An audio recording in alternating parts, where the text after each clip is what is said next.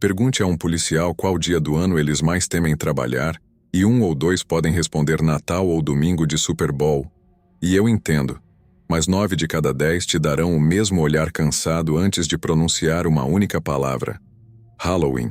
Halloween pode ser simplesmente uma diversão alegre e assustadora para alguns, mas para as autoridades não é uma piada. A bonita cidade de New England, Irving, experimenta um aumento de aproximadamente 6 ou 7 vezes na quantidade de chamadas de emergência só na noite de Halloween. Realmente tira o pior das pessoas. Quero dizer, há coisas que antecipamos a cada ano.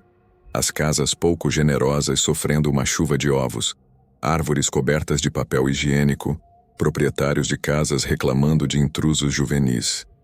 Essas chamadas são gerenciáveis, mas sobrecarregam os oficiais quando crimes graves ou perigosos ocorrem.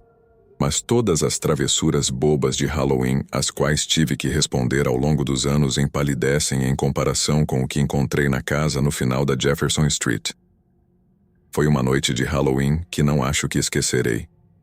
Acabei de responder a uma chamada sobre um grupo de adolescentes que aparentemente estavam participando de algo bastante agressivo ao pedir doces, tudo sem fantasias. Esse tipo de coisa é exatamente porque eu odeio Halloween. Sei que o que estavam fazendo não era estritamente ilegal, mas não posso permitir que um grupo de traficantes de drogas causem problemas em uma noite assim, especialmente não com centenas de crianças empolgadas vagando pelas ruas. Dei-lhes uma bronca e eles reviraram os olhos, mas me juntei à força para participar de perseguições de carros com bandidos, não para discutir semântica com um grupo de pirralhos drogados. Eles se afastaram murmurando coisas que escolhi ignorar. Bem, voltei para minha patrulha e o rádio ganhou vida quase imediatamente. Meu despachante disse algo pelo rádio que envolvia essa casa em ruínas na Jefferson Street. Liguei o carro e ouvi enquanto ela descrevia um membro do público que havia relatado que a casa tinha decorações de Halloween muito assustadoras. Depois, ela disse que era a segunda chamada do dia e que eu deveria dar uma olhada se tivesse um minuto livre. Ela sempre tinha senso de humor. Sabia bem que eu era mole. Rimos um pouco sobre isso. Como eu disse, recebemos algumas chamadas realmente ridículas no Halloween. Não são apenas crianças bobas, são velhos avarentos e estraga-prazeres que honestamente ressentem que as pessoas se divirtam. Esta boa senhora cristã nos liga todos os anos por seus intrusos pedindo doces às crianças. Quem chama a polícia para crianças de verdade? De qualquer forma, eu cumpro com meus deveres, respondendo às chamadas e, em geral, estando atento aos problemas. Algumas horas se passam, o sol se põe, e as crianças menores guiadas por seus pais desaparecem em suas casas até que restem apenas alguns grupos maiores a caminho de festas e tudo mais. Então, o despachante entra em contato comigo sobre esta casa na Jefferson. Ela diz que recebeu 3 chamadas mais sobre as decorações assustando as crianças e até alguns pais, e ela precisa que eu vá lá para verificar. É ótimo discutir com alguns eremitas obcecados por filmes de terror que provavelmente estão prestes a se tornar cidadãos soberanos. Exatamente o que preciso para me sentir como um guardião dos inocentes. Às vezes me sinto como o padrasto rabugento do mundo. Então, faço a viagem até esta parte mais deteriorada da cidade. Ao chegar na Jefferson, vejo a casa imediatamente. Não a perdi de vista. O velho lugar de aparência colonial estava coberto de decorações de Halloween. Uma tenda de papelão, alguns vampiros e zumbis, uma tonelada de teias de aranha falsas por todo o alpendre. Acho que contei cerca de 20 abóboras esculpidas espalhadas pelo gramado com designs bastante intrincados. Uma decoração pendia de um grande carvalho ao lado da casa, e era a decoração de Halloween mais perturbadora que já vi na minha vida. Não me incomodava porque parecia real. Os membros da figura eram muito rígidos, o cabelo muito artificial, mas a localização foi o que realmente me incomodou. Enquanto olhava da patrulha, a figura pendia de uma corda em um dos galhos longos e grossos que se moviam suavemente com a brisa de outono. Olha, sou policial, já vi algumas coisas. Não me assusto facilmente, sou muito lógico, muito sensato, mas aquela coisa me deu arrepios. Saí do carro mantendo meus olhos fixos na decoração pendente enquanto caminhava em sua direção. O som das folhas estalando sob meus pés a cada passo, procurando a lanterna no meu cinto. Apontei o feixe da lanterna para a árvore e pude ver por que as pessoas haviam ligado. A textura da pele da figura era muito gráfica, com manchas e coloração roxa, quase como um cadáver real. Dei apenas alguns passos mais, antes de me sentir extremamente tolo pelo meu pensamento anterior. O cheiro. O cheiro doentio e adocicado da morte pairava no ar, junto com o que eu pensei que era apenas uma decoração ousada. Não, não era. Era um cadáver real que havia estado pendurado lá o dia todo. Centenas de crianças devem ter passado por ali. Apenas algumas realmente reconheceram que a coisa pendurada na árvore era um cadáver real. Me senti mal correndo de volta para minha patrulha. Chamei o despacho pelo rádio para que levassem o legista a Jefferson Street o mais rápido possível. Minha operadora ficou absolutamente horrorizada quando soube que outras pessoas estavam olhando para um morto o dia todo.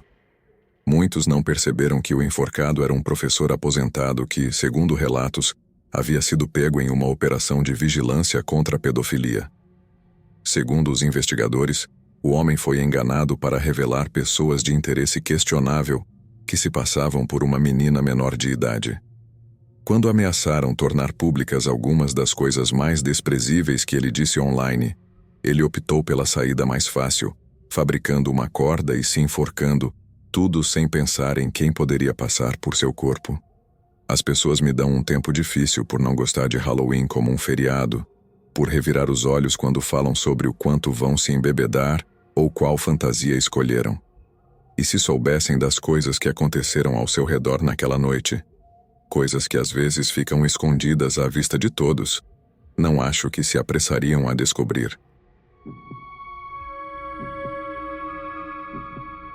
Fui despachante de emergências por 9 anos antes de que Katrina chegasse.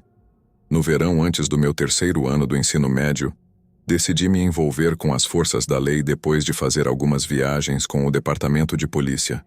Quase esperava que estivessem cheias de perseguições de carros, sirenes uivando, derrubando os bandidos. Mas quando vi o que realmente faziam durante suas patrulhas, minha opinião sobre a polícia em geral mudou completamente. Não se tratava de ser legal com um distintivo e uma arma, mas mais sobre vigilância comunitária. Conheciam as pessoas pelos nomes, ajudavam as idosas com suas compras e mantinham as meninas locais fora de problemas. Estavam fazendo a diferença. Não eram apenas 2 caras em uma viagem de poder atirando nas pessoas sem motivo algum. Então, comecei a operar o rádio em tempo parcial nos fins de semana e durante o verão, quando não estava na escola, e finalmente me mudei para um cargo de tempo integral após o ensino médio, quando uma vaga foi aberta. Não é exatamente ilegal que alguém com menos de 18 anos trabalhe em um centro de despacho, mas na verdade, não me era permitido atender chamadas no 911 sem um operador certificado pelo APCO na mesa comigo, e até que eu estivesse totalmente empregada e qualificada. Para que todos saibam, APCO significa Associação de Funcionários de Comunicações de Segurança Pública e é padrão em todo o país. No entanto, era muito ilegal para mim operar o computador do Centro Nacional de Informação sobre Crimes, NCIC, sem estar certificada para isso. E não havia absolutamente nenhuma maneira disso acontecer até eu completar 18 anos. Então, eu operava a mesa de despacho médico e de bombeiros para todo o condado de Mobile, quando trabalhava em tempo parcial, e obtive minhas certificações quando me formei. Também fui bombeira voluntária e EMR durante esse tempo, o que também não é ilegal e é bastante comum nas áreas rurais do Alabama. Mas acho que essa é outra história. Eu era operadora em Mobile, Alabama, no mesmo dia em que o furacão Katrina atingiu a costa do Golfo, e começamos a receber muitas chamadas de Nova Orleans e da costa do Golfo do Mississippi. Por algum motivo, acho que começaram a rotear através de nós depois que todos os centros 911 a oeste começaram a falhar. De qualquer forma, recebi uma chamada de uma mulher que disse estar presa em sua casa na Gordon Street, entre Florida e Law. No começo, fiquei confusa porque temos uma rua Florida aqui em Mobile, e depois de verificar e verificar novamente e não conseguir encontrar seu endereço, perguntei de qual cidade ela estava ligando. Nova Orleans, veio a resposta. Meu coração afundou. A água havia inundado completamente o andar térreo de sua casa e estava subindo lentamente. Perguntei se ela conseguia encontrar uma maneira de sair da casa, se havia janelas acessíveis no segundo andar que ela pudesse usar. Ela disse que não, que morava em uma casa pequena de um andar que tinha um sótão e só. Tentei encaminhá-la para o 911 de Nova Orleans e para o Corpo de Bombeiros de Nova Orleans, mas não consegui passar. Os centros de despacho em todo o país estavam experimentando o mesmo volume ridículo de chamadas das áreas de Nola e da costa do Golfo. Quando finalmente consegui me comunicar com algum departamento em algum lugar, as linhas estavam mortas, derrubadas pela pura ferocidade que o furacão trouxe. Tentei mantê-la calma falando sobre seus amigos e familiares, a vida que tinha antes da tempestade chegar. Ela parecia uma mulher popular. Suas preocupações eram principalmente com parentes mais velhos, que eram ainda menos capazes de se proteger do que ela. Nunca esquecerei o altruísmo que ela mostrou, mesmo quando estava em uma situação tão desesperadora. Quando disse que a água estava na altura da cintura, eu disse para ela subir no sótão com alguma comida e água para aguentar. Ela brincou sobre esvaziar a geladeira e levar tudo para o sótão. Poderia muito bem terminar com os restos da geladeira de ontem à noite. Teriam que ser substituídos. Ela era uma mulher tão forte. É surpreendente como o espírito humano pode florescer mesmo nas piores situações, algo que encontrei várias vezes enquanto trabalhava com esses telefones. Depois de um tempo, ouvi sua voz começar a entrar em pânico, sua respiração ficando curta, e ela começou a me dizer que a água da inundação estava começando a entrar no sótão através das tábuas do chão. Como ela não esperava que a água subisse tanto, fiquei chocada. Eu também não esperava. Foi uma revelação muito desagradável. Então comecei a entrar em pânico também. Além do telhado, a mulher não tinha nenhum lugar para escapar se a água continuasse subindo. Perguntei se havia alguma janela no sótão pela qual ela pudesse sair. Ela disse que não. Naquele momento comecei a me preocupar muito. Ela estava realmente presa em um espaço fechado com as águas da enchente subindo rapidamente e o desespero se instalando. Disse a ela para encontrar algo pesado, algo que pudesse usar para quebrar as telhas do telhado, esmagar através de uma unidade de ventilação para que pudesse escapar para o telhado.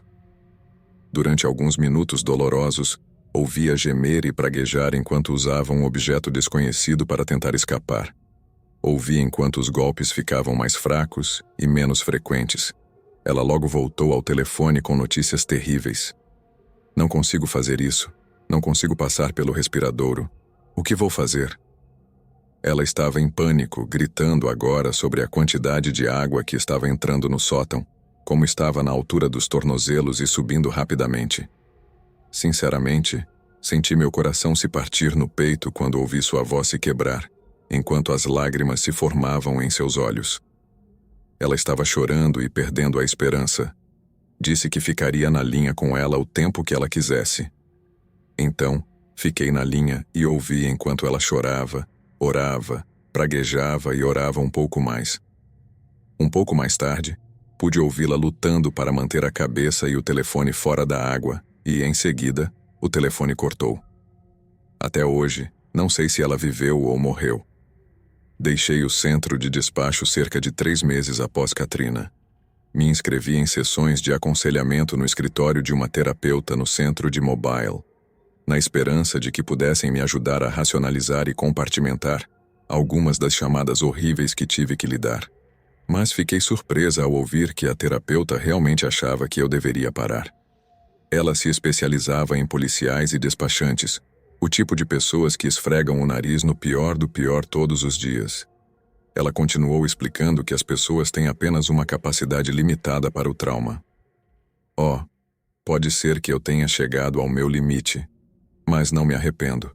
Se eu tivesse que queimar o último do meu intelecto para estar na linha com aquela pobre mulher azarada em Nova Orleans, valeu a pena.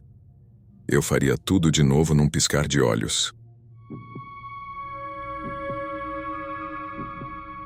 O mais aterrorizante que me aconteceu como policial aqui no Reino Unido não foi um horrendo ataque terrorista ou uma cena de crime sangrenta demais.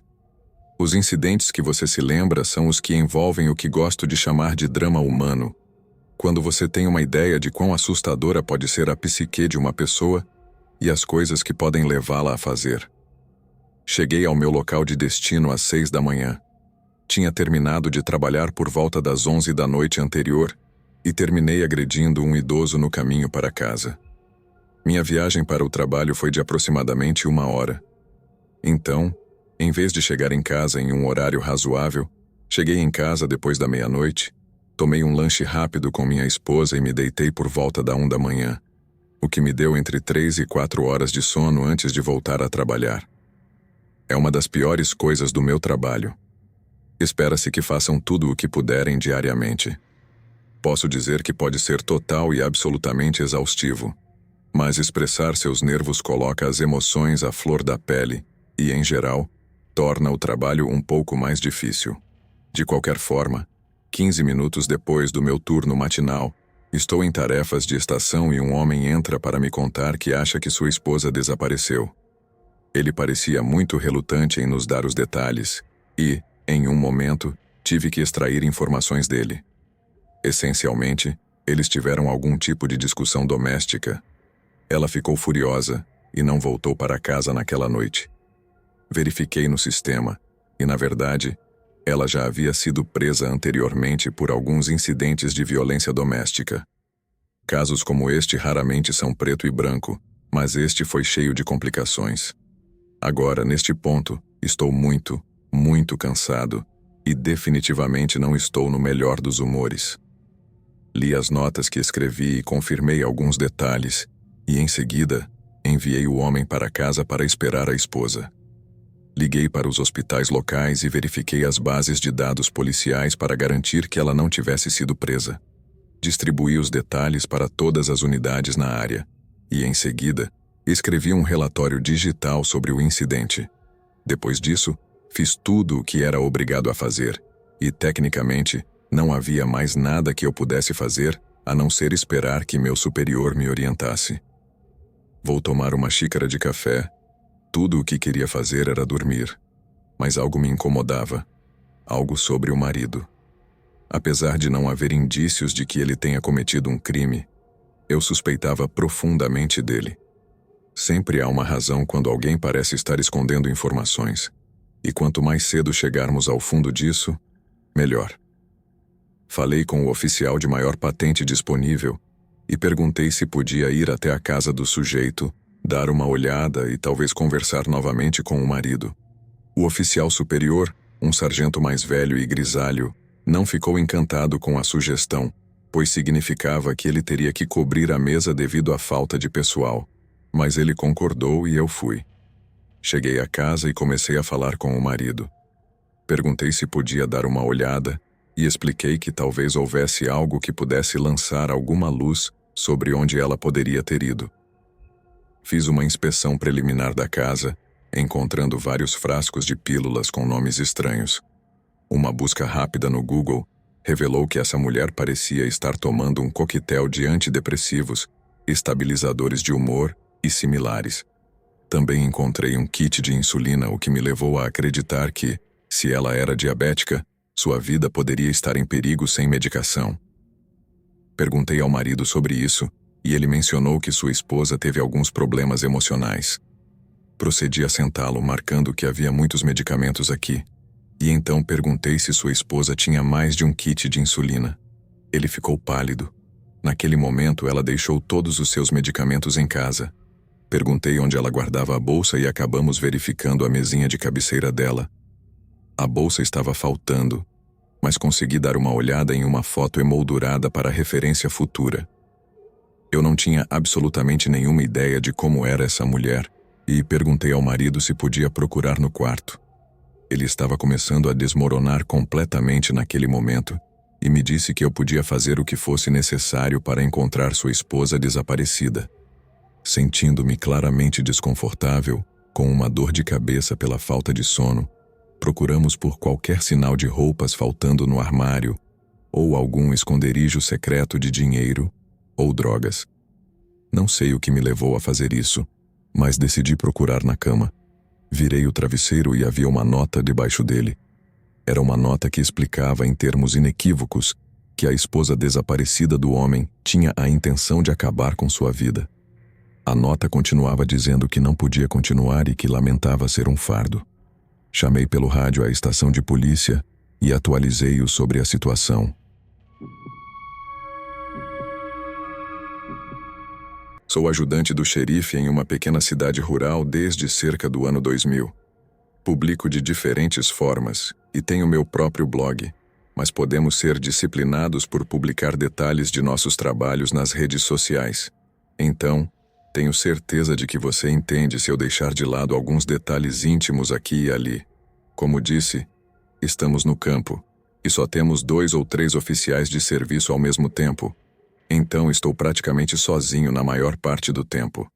Os agentes fornecem um pequeno suporte se houver uma chamada séria ou se eu pedir ajuda pelo rádio, mas os agentes geralmente não patrulham os extremos opostos do condado e geralmente estão a entre 15 e 20 minutos de distância, mesmo que toquem o chão e usem suas sirenes. Então, tenho que levar isso em conta em qualquer situação em que me encontrar. Quando as coisas ficam loucas, posso estar completamente sozinho por um período prolongado de tempo. 15 minutos pode não parecer muito, mas quando você está lidando com um viciado violento ou um atirador enlouquecido, 15 minutos se tornam muito tempo. Há alguns anos, nas frias noites de outubro, estava passeando na minha patrulha e estava um pouco entediado por volta das 2 da manhã. O rádio toca pedindo um controle de bem-estar em uma casa a apenas alguns minutos de distância, a algumas milhas da cidade. Uma mulher havia ligado para a central para pedir que verificássemos seu ex-marido, pois ele havia estado bebendo durante o dia e coisas assim. Agora ela disse que ele não respondia às suas chamadas e que temia o pior.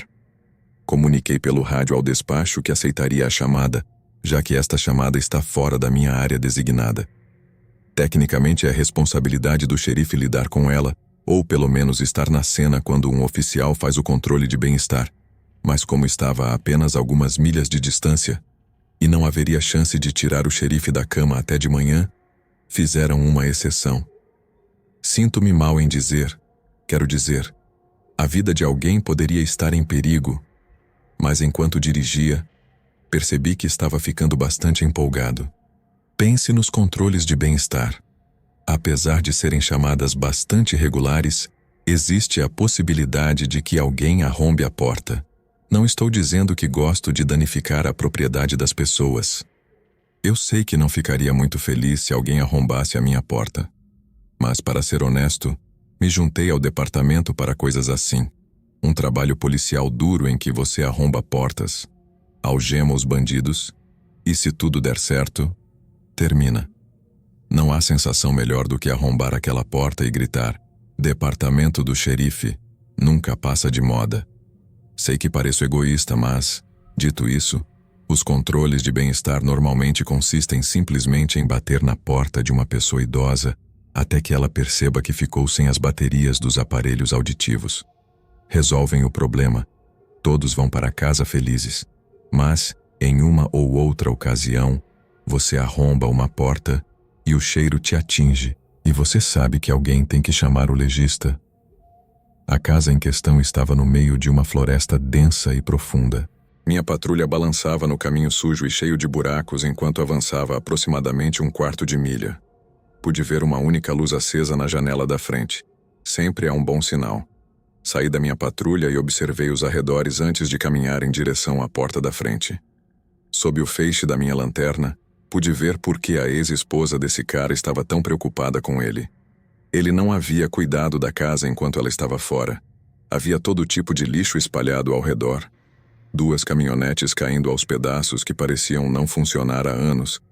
Uma canoa velha que seria mais útil como lenha. Lentamente, dei alguns golpes fortes na porta. Nenhuma resposta. Não me surpreende. Ninguém responde ao primeiro golpe. Dei alguns golpes fortes do tipo que machuca os nós dos dedos. Ainda nenhuma resposta. Paciência. Chamei pelo rádio e disse que não estava recebendo resposta na porta. Pedi que verificassem nosso sistema para ver se havia algum dado de contato do cara. Talvez possam ligar para ele e pedir que venha até a porta. Ele pode ter um celeiro em algum lugar, talvez um porão. Sempre vale a pena tentar. A chamada retornou muito mais rápido do que eu esperava. O despacho me disse que já o tinha na linha. Ele mesmo ligou para nosso centro de despacho e disse que tinha um agente batendo na sua porta e que estava com seu velho Remington 700 apontando diretamente para a parte de trás da minha cabeça. Minha cabeça. Disse que se eu saísse agora, ninguém sairia ferido. Lembro-me de ter girado e olhado na escuridão, sem ousar acender minha lanterna. Não queria que o cara pensasse que era a luz da minha arma. Não vi nada, apenas algumas árvores à luz do luar. Mas, em algum lugar escondido na escuridão negra, havia um homem que estava prestes a espalhar meus miolos por toda a pintura da sua deteriorada porta da frente. Foi absolutamente aterrorizante. No início, estava estranhamente calmo com todo o assunto. Acho que estava me forçando a não estar, querendo dar ao homem do rifle uma razão para me executar. Mantive a calma, pelo menos até os últimos passos antes de chegar à minha patrulha, quando senti aquela sensação repugnante de alguém correndo atrás de mim. Pulei no meu veículo e liguei o motor para sair daquela armadilha mortal, antes que o cara tivesse a chance de me dar alguns tiros de despedida. Isso teria sido estressante durante o dia, mas à noite não podia ver nada. Literalmente não havia como saber onde estava aquele cara, ou se ele sequer estava correndo em minha direção. Várias horas depois ele se entregou. Foi preso por ameaçar um oficial. Todos damos graças a Deus porque ninguém se feriu. Diabos, acabou que ele estava apenas blefando com o rifle na floresta. Eles me viram entrando e se escondendo na floresta com um telefone celular. Bem, foi o que ele disse de qualquer forma. Tudo o que sei é que, quando revistamos a casa, encontramos um velho Remington 700 com uma bala na câmara. Como disse, a visibilidade era horrível, então nunca houve nenhuma evidência real de que ele realmente apontou aquele rifle para mim naquela noite. Mas a sensação que tive, bem quando cheguei ao meu veículo naquela noite, eu sei, cara, eu sei. Tenho sido policial no centro de Londres por quase 4 anos. 4 anos de violência, angústia, mentiras e desespero, coisas que fizeram esse tempo se alongar e parecer uma vida inteira. Mal posso lembrar que tipo de pessoa eu era antes de me juntar à polícia. Um jovem feliz, um sortudo de 20 e poucos anos que só queria fazer uma diferença positiva na comunidade. Agora, considero uma vitória se passar apenas um dia, sem ter que lavar o sangue de outra pessoa do meu uniforme. Anos e anos apertando a mão de uma vítima de esfaqueamento, tentando mantê-la acordada até a chegada da ambulância, consolando as vítimas de ataques com ácido enquanto gritam de dor, segurando mães desesperadas enquanto seus filhos escorregam em caminhos molhados pela chuva e se envolvem em postes de luz. Mas nunca vi algo tão horrível quanto o que vi em um chamado de abuso ontem à noite. Esta não é uma história. Gostaria que fosse. Isto é simplesmente o que vi em uma pequena casa no East End de Londres, em uma noite escura e gelada de fevereiro. Chamadas de abuso doméstico podem ser complicadas, para dizer o mínimo. Muitas vezes, o casal põe suas diferenças de lado e se une contra a presença policial intrusa. Descobri que nada esgota o espírito humano, como ver uma mulher machucada e maltratada defendendo seu marido monstro das mesmas pessoas que tentam salvar sua vida. Mas este chamado foi diferente, terrivelmente diferente.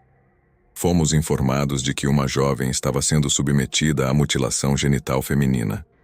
Esta foi a primeira vez que atendi a uma chamada desse tipo. As casas das famílias da África Ocidental tendem a ser algumas das mais vibrantes e bem cuidadas que uma pessoa pode ver. Esta não era. Estava escura e suja, as paredes cobertas de pictogramas estranhos e símbolos. Contos de animais foram pregados na parede da cozinha, aparentemente recheados e preservados para evitar que se decompusessem. Outro canto da cozinha estava decorado com crânios do que eu imaginava ser donos das caudas cortadas. Fiquei paralisado pela apatia quando me ocorreu que alguns dos folhetos de gatos desaparecidos postados nos quadros de avisos da comunidade teriam que ser retirados uma vez que prendessem a mãe e o pai da vítima infantil sob custódia. Os times de busca começaram a encontrar algumas das coisas mais inquietantes que já vi durante meu tempo na polícia. A primeira foi um par de línguas de vaca amarradas com barbante e congeladas para formar um bloco sólido de carne entrelaçada. No centro, havia um prego atravessando ambas enquanto ainda estavam quentes e macias. O time de busca começou a esvaziar a geladeira da casa, produzindo uma série de pequenos objetos esféricos embrulhados em papel alumínio. Havia limas cortadas pela metade, escondendo uma série de pequenas notas rabiscadas e uma mensagem social que as acompanhava.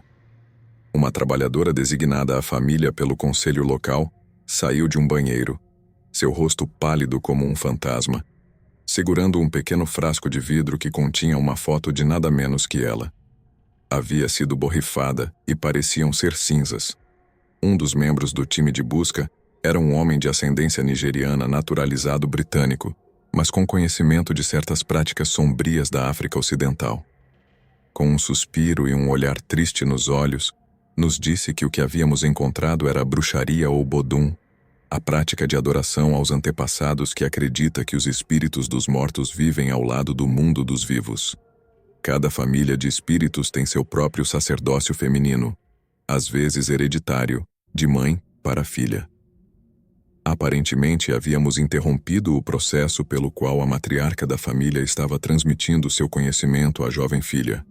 As línguas amarradas e pregadas juntas eram uma defesa contra os mentirosos, que supostamente roubavam suas línguas. As limas que continham encantamentos eram uma defesa contra os espíritos malignos. A fruta era considerada uma influência purgatória sobre os espíritos dos mortos. Mas o frasco de vidro que continha a foto e as cinzas era algo muito mais inquietante. A imagem evidentemente foi tirada à distância, o sujeito sem saber que sua imagem estava sendo capturada. Os olhos foram raspados, um pequeno corte colocado na garganta da figura, representando uma tumba que supostamente desejava a morte da pessoa dentro dela. Eu não conseguia entender por que a assistente social estava tão aterrorizada, quase às lágrimas, pelo que todos considerávamos delírios insalubres dos pais abusivos. Agora, nada resultou dessa suposta bruxaria, exceto o grau em que as pessoas vão por suas crenças rituais, que ficará comigo para sempre.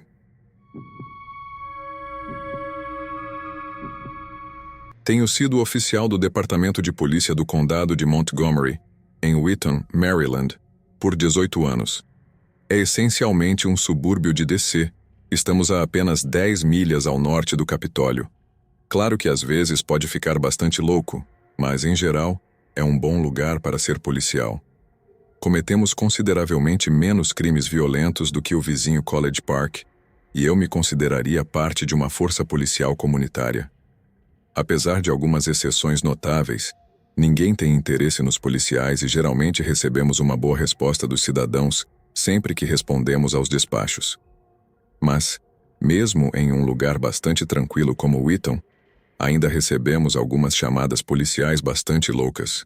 Uma família no dia de ação de graças brigando a socos, um vagabundo que usou uma sala de exposição de cozinha como banheiro público, uma mulher que reclamou de esquilos invasores. Sim, esquilos que aparentemente não pediram permissão para atacar o carvalho em seu quintal. Mas acho que a chamada mais inquietante a qual respondi ocorreu em uma noite quente de verão em 2015. As pessoas podem ser cruéis umas com as outras, cruéis e tortuosas de maneiras que às vezes te deixam bastante insensível. E sei que isso pode soar insensível, Mas às vezes as pessoas merecem. Uma vez prendi uma mulher que esfaqueou seu marido e o matou enquanto ele dormia. Acontece que ele a havia espancado e abusado dela durante anos quando ela finalmente se quebrou. Mas a única coisa a qual você nunca se acostuma é quando a vítima de um crime violento é esmagadoramente inocente. Uma criança, por exemplo, ou neste caso, um animal. A noite de 4 de junho parecia quase como qualquer outra. Eu estava trabalhando no terceiro turno, então estava de serviço há algumas horas, simplesmente percorrendo as 3 ruas principais que formam o núcleo da comunidade de Wheaton. Wheaton é bastante tranquila, mas no terceiro turno é quando o pequeno grupo de tipos suspeitos começa a convergir para a área das 3 ruas. Deixados sem controle, podem causar bastante dano. Roubos menores ou embriaguez pública fora da loja de bebidas local. Mas nunca esperei a chamada que chegou quando meu turno chegou às pequenas horas da manhã de sexta-feira. A que fez meu sangue ferver, enquanto a voz do meu despachante soava no rádio da minha patrulha. Era uma chamada para a interseção das avenidas Georgia e Price. Dizia-se que um homem afro-americano grande estava participando de um comportamento violento relacionado a drogas.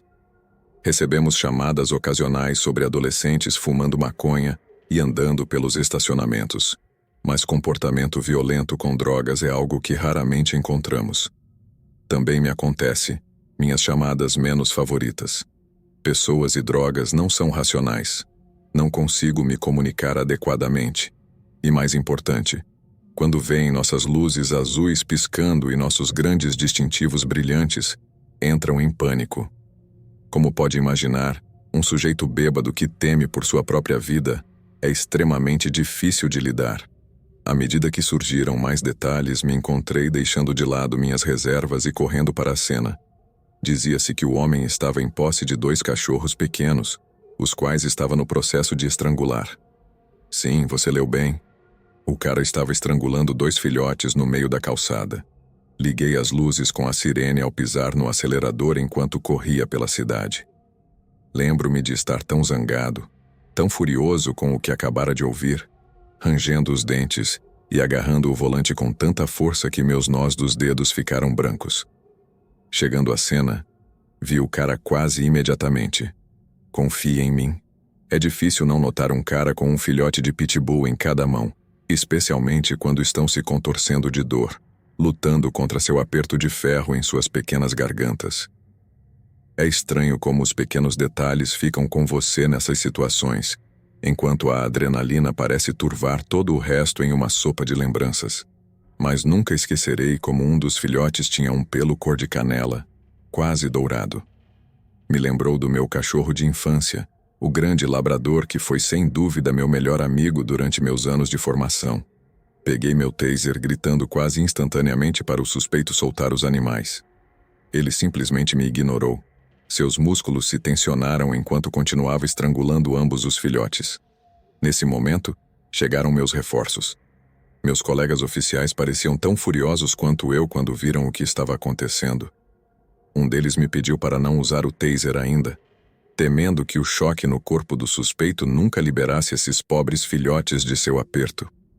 Mantive o dispositivo apontado para ele enquanto outros oficiais agarravam os braços do outro cara, tentando em vão fazê-lo soltar os animais. Deus, a força que ele mostrou foi absolutamente aterrorizante. Vi o cara mais forte do nosso departamento, Hernandes, lutando para controlar apenas um dos braços do sujeito. O cara com os filhotes simplesmente se tensionou, aproximando os filhotes de seu corpo e segurando com seus braços os pequenos corpos peludos. Ele havia parado de asfixiá-los, mas a maneira como os segurava significava que agora estavam em perigo de morrer esmagados. No tumulto, havia uns 4 ou 5 policiais em cima do cara nesse ponto, tentando arrancar os filhotes sem causar mais dano. Para meu alívio infinito, o maníaco alimentado por drogas na verdade soltou um dos filhotes graças a um dos meus colegas oficiais que afastou seus enormes dedos do corpo da criatura. Um transeunte pegou o corpo aparentemente sem vida do filhote cor de canela e o aconchegou suavemente enquanto o afastava da cena. Estávamos praticamente implorando para o cara soltar mais o filhote preto nesse ponto, e não havia como ele sobreviver. Foi uma provação tão terrível que seu pequeno corpo juvenil estava sendo completamente esmagado sob a força desse absoluto bruto. Lembro-me de pensar, que se dane, e decidi usar meu taser. Não fez nada. Absolutamente nada. Como pensar que a carga que fez outros suspeitos se contorcerem de dor no chão não havia provocado a menor reação desse cara? São momentos como esse que realmente te assustam. A última coisa que quero fazer é atirar em um suspeito por qualquer motivo. Mas quando alguém está tão drogado que pode resistir a um taser, estamos chegando cada vez mais perto do ponto em que alguém vai ter que acabar com ele. Só a ideia me enjoa enquanto escrevo isso.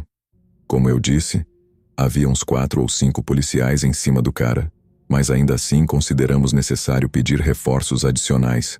Só quando chegaram mais 2 policiais conseguimos tomar o controle e lutar para tirar o filhote de pitbull preto das garras desse maníaco antes de algemá-lo e arrastá-lo para uma patrulha. Os 2 filhotes foram transferidos imediatamente para uma clínica de emergência para animais localizada nas proximidades de Rockville. Os pulmões do filhote cor de canela foram gravemente danificados pelo aperto mortal drogado do maníaco. Estavam cheios de sangue, o que causou vômitos, e suas chances de sobrevivência eram pequenas. Mas depois dos melhores cuidados que o centro pôde proporcionar, as perspectivas para o filhote macho eram muito melhores e esperava-se que ele se recuperasse completamente. A filhote pitbull estava em más condições, mas também esperava-se que se recuperasse completamente. Bem, ambos os filhotes haviam suportado uma quantidade terrível de trauma em seus pequenos corpos. James Edward Jones, um residente de Wheaton, foi condenado a 6 meses de prisão pela chocante demonstração de crueldade que mostrou naquela noite. No tribunal, Jones explicou que lamentava profundamente o ocorrido, defendendo-se com o argumento de que não havia tentado prejudicar intencionalmente os filhotes naquela noite. Seu advogado afirmou que Jones não havia consumido o que acreditava ser maconha, mas K2, um narcótico sintético com efeitos semelhantes ao PCP. Apesar disso, o juiz-presidente considerou que essas razões não justificavam o ataque violento e o condenou à pena máxima sob um acordo de confissão de culpa. 6 meses de prisão e 5 anos de liberdade condicional. Agora, ele só tem mais 2 anos de liberdade condicional.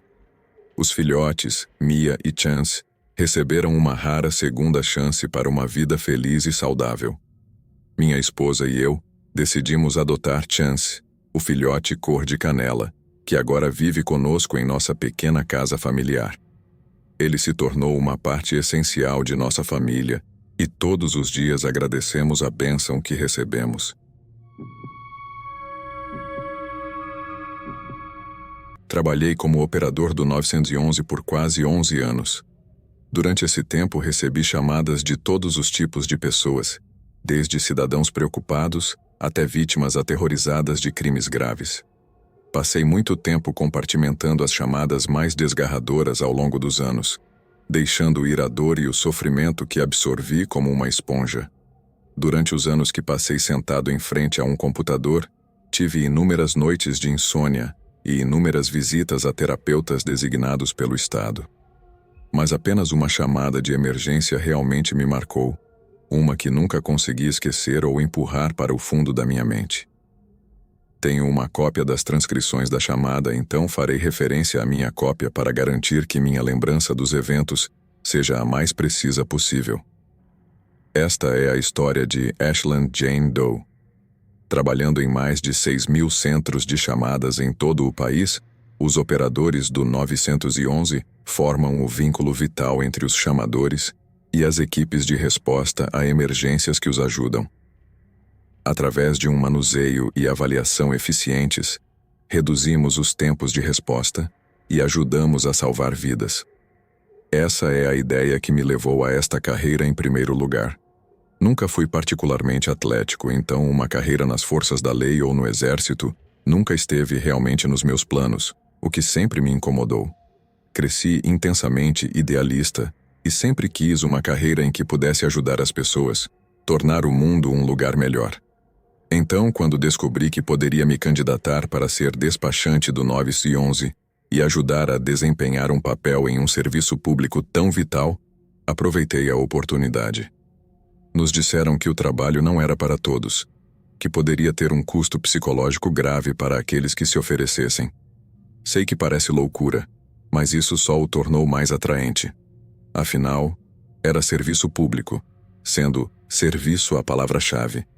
Seria difícil, frustrante, até deprimente às vezes, mas eu estaria prestando uma grande ajuda necessária para meus compatriotas americanos, muitas vezes durante os momentos mais sombrios e aterrorizantes de suas vidas. Também devo acrescentar que é necessário treinamento especializado para ser um despachante de polícia. Receber chamadas gerais, ou até mesmo ser um despachante de serviços médicos de emergência, é um trabalho difícil, mas ser um despachante de polícia é superior, e todos sabíamos disso. Apenas os candidatos mais inteligentes, determinados e de vontade forte são concedidos papéis como despachantes de polícia. Então, naturalmente, fiquei muito feliz quando passei no exame de candidatos e ganhei um lugar no curso de treinamento.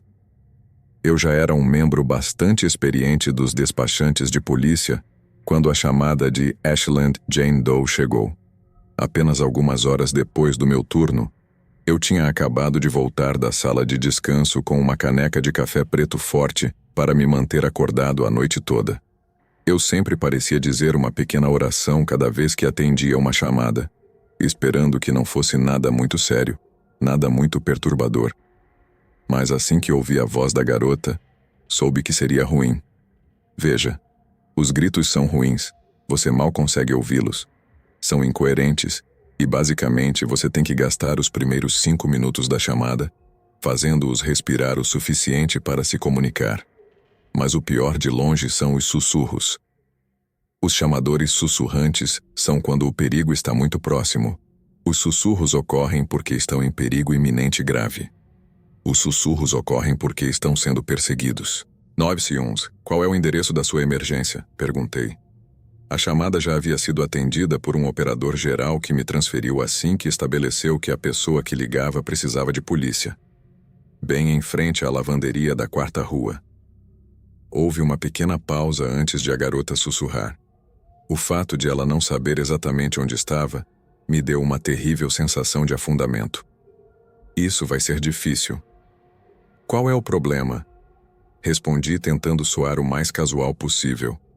Pessoas mais jovens parecem responder melhor dessa maneira. Fui sequestrada. A maneira como ela soou tão calma e natural foi completamente assustadora. Não havia esperança na voz da garota, apesar de agora estar tão perto do resgate. Você está no local da lavanderia? Perguntei consultando um mapa da área. Ela estava bem no meio de Ashland, cercada por um distrito comercial e residencial. Ela não estava sendo mantida em algum celeiro no meio do nada. Apesar de estar completamente perturbada, tranquilizei-me pensando que isso seria um resgate fácil. Não, estou no quarto com ele. A palavra ele parecia um barulho em meu crânio. Ela estava no quarto com ele. Você sabe de que cor são as casas? Tentei mudar ligeiramente de assunto para obter mais informações, claro, mas também para tentar manter a garota calma, manter sua mente ocupada. Não. Foi tudo o que ela disse. Isso era um problema, um grande problema. A polícia não pode simplesmente arrombar a porta de cada apartamento ou casa em frente à lavanderia da 4ª rua. Antes que eu pudesse pressioná-la para obter mais detalhes, ela falou novamente. Por favor, apresse-se. Minha frequência cardíaca começou a acelerar neste ponto. Obviamente ela estava em perigo, talvez em perigo extremo. Eu tinha que permanecer profissional e continuar minha avaliação da situação. Ele tem uma arma? Perguntei, já me preparando para enviar uma ordem de busca para reunir os oficiais necessários para um resgate. Ele tem um taser. Ela abaixou ainda mais a voz enquanto falava, mas ainda assim não parecia dominada pelo medo. Considerei por um momento que quem quer que estivesse lá poderia tê-la drogado para mantê-la sedada. Você está ferida? Um pouco. Seu sussurro era inquietante no momento. Soava como se a tivesse deixado meio louca pela terrível experiência. Há alguma maneira de você sair do prédio sem acordá-lo? Não sei, tenho medo. Ela estava paralisada pelo medo. Há um banheiro na casa? Lembro-me de que minha voz falhou. Eu estava tão assustado por essa pobre garota. Queria tanto que ela deixasse cair o telefone e corresse pela sua vida. O quarto está trancado. Ele o trancou. Quem faria barulho, ele faria algo com você. Nunca tinha sido tão intenso, não durante todo o meu tempo como despachante. Sim, ele me amarrou. Você está amarrada agora? Me soltei. Essa é minha garota. Lembro-me de ter pensado. Ela era uma lutadora, uma sobrevivente. Ah, disse ela de repente. Acho que o acordei. Vou deixar o telefone. Meu coração estava na boca. Houve silêncio, o que parecia minutos de silêncio ininterrupto, enquanto eu quase esperava que começassem os gritos. Finalmente, me obriguei a dizer algo através da linha telefônica silenciosa. Você ainda está aí? Quanto tempo mais? Foi tudo o que ela me perguntou. Partiu meu coração. Eu não sabia. Simplesmente não sabia. Mantive-a na linha, enquanto enviava oficiais imediatamente para a lavanderia. Felizmente havia apenas 2 casas bem em frente ao local, no que de outra forma era um complexo industrial. Não posso expressar o alívio que senti quando finalmente ouvi as vozes dos oficiais de despacho que haviam invadido a casa do sequestrador e estavam no processo de libertar a pobre garota do cativeiro. Mostre suas mãos! Levante as malditas mãos agora! Faça isso! Ouvi um deles gritar. Contive as lágrimas ao saber que aquela pobre jovem finalmente estava segura. Ela estava definitivamente em perigo. Quando a polícia revistou a casa, encontrou os corpos de outras 2 mulheres jovens que haviam desaparecido nos meses anteriores à crítica chamada para o 911. Jane Doe é chamada assim porque sua identidade não pode ser revelada, procedimento padrão para todas as vítimas de agressão. Seu sequestrador, Sean Michael Great, foi declarado culpado de assassinar Stacey Stanley e Elizabeth Griffith, e depois foi condenado à morte por seus crimes. Durante o julgamento, ele afirmou que, apesar de ter matado antes, não tinha a intenção de matar a Jane Doe sequestrada e, na verdade, tinha a intenção de se casar com ela. Isso é o que realmente me faz pensar na vida brutal e potencialmente curta que a pobre garota teria acabado vivendo como a noiva involuntária de um psicopata insensível. Onde ela estaria se não tivesse se soltado das amarras, encontrado o telefone e chamado para pedir seu próprio resgate naquela fatídica noite de primavera?